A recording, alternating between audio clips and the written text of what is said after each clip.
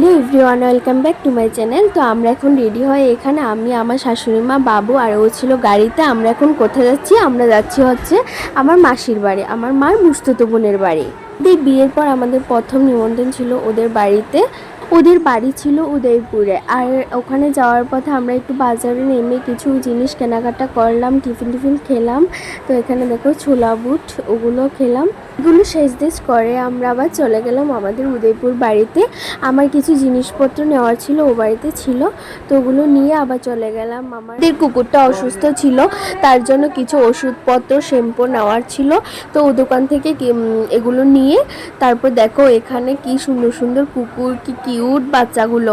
তার সাথে ছিল অনেকগুলো পাখি। দেখো কুকুরগুলো দেখে ইচ্ছে করছিল এর থেকে একটা কুকুর নেওয়ার জন্য, কারণ আমাদের কুকুরটা ছিল অনেকটা বড়। আমার কাছে ছোট কুকুরগুলো অনেকটা খুব পছন্দ আমার।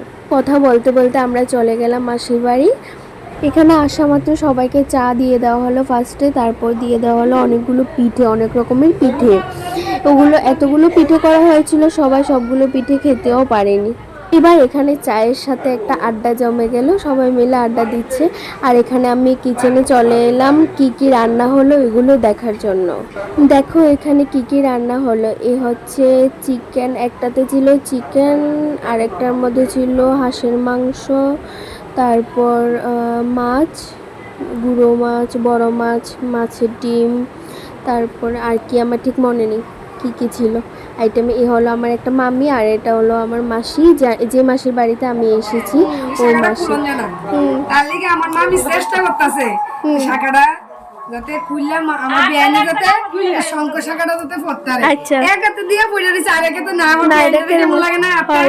তার লিগে আমার বিয়ানিটা ঠিক করতেছে। আর হাতে এই শাখাটা 15 থেকে 20 বছর হয়ে গেল, মা এটা খুলতে পারে না একা একা। তাই ওই দিন চেষ্টা করছিল আমার দিদা খুলে দেওয়ার জন্য, কারণ কি এটার জন্য ওই বাঁধানো শাখাটা পরতে পারে না। প্রত্যেক দিনে এক হাতে পরে থাকে, আরেক হাতে পরা যায় না। চেষ্টা করেও পারলো না কেউ খুলতে। এবার সবশেষে চলে এলো আমার মা, আমার বাবা। আসা মাত্র অনেকগুলো পিঠে দিয়ে বসিয়ে দিল, পিঠে পায়ে সেগুলো দিয়ে বসিয়ে দিল খাওয়ার জন্য। সবশেষে এর মাঝে অনেক হাসির সিন ছিল, মজার সিন ছিল, অনেকটা আনন্দ হয়েছিল ওই দিন। আর তারপর আমরা খেতে বসে গেলাম, আমি, বাবু, মামু ও। আমরা খেয়ে উঠলে তারপর সবাই আবার বসবে।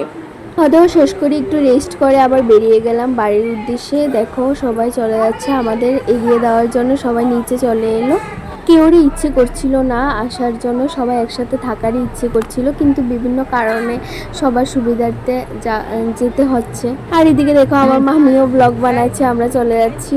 আর এখানে বাবু বিয়ান্দি ছেড়ে যেতে চাইছিল না, আর কিন্তু যেতে তো হবে। উপর থেকে নেমেও আধ ঘন্টার মতো শুধু কথা আর কথা। ফাইনালি বাবু গাড়িতে উঠলো। তো ভিডিওটা আমি এখানে এন্ড করছি, এখন বাড়িতে চলে যাব। দেখা হচ্ছে আরেকটা নতুন ভিডিওতে।